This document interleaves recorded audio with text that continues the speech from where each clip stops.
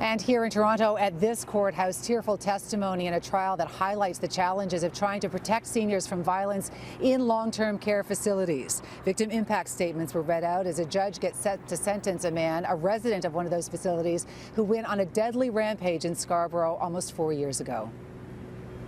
Sergeant, this gentleman's been arrested for murder one.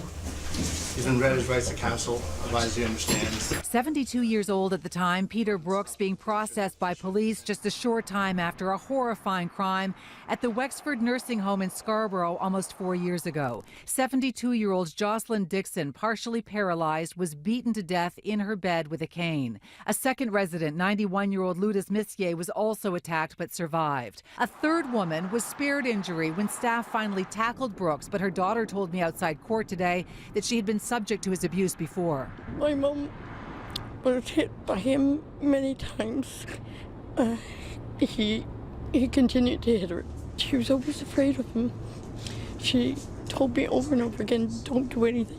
It was your fear and your mum's fear that if you complained to the Wexford or if you went to the police that he would harm your mum even more? Oh yes, she was always afraid of him. Peter Brooks, diagnosed with dementia, had a history of assaulting other female residents, and this Ministry of Health incident report from just before the murder highlights concerns that staff at Wexford could not protect residents from violence or abuse. Jocelyn didn't deserve this. Lords did not deserve this. And, you know, it's unfortunate that it's come to this level.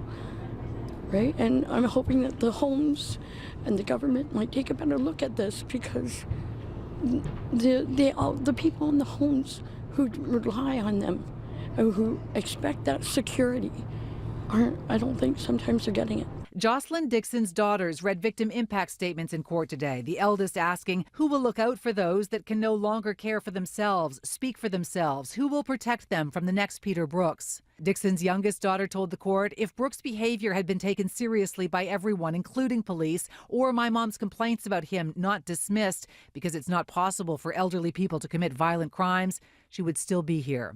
And she goes on to say, it is going to keep happening as our population ages. Are we going to let our elderly be absolved of crimes just because of their age? That's what Brooks is counting on. If we had said something earlier, maybe this wouldn't have happened, because my mom was always afraid of Peter.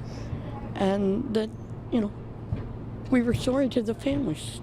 We apologized. The Crown says this was the brutal and cowardly murder of a good and decent human being. It was a targeted and purposeful attack with extreme force. Now, this conviction comes with automatic life imprisonment, no chance of parole for 10 years. But Jocelyn Dixon's daughters told the judge today that they are appalled that the Crown is not seeking more than that, a 10-year minimum. The Crown responded by saying that given Peter Brooks' health, 10 years is essentially a death sentence. The judge will make a ruling on the sentencing on Monday.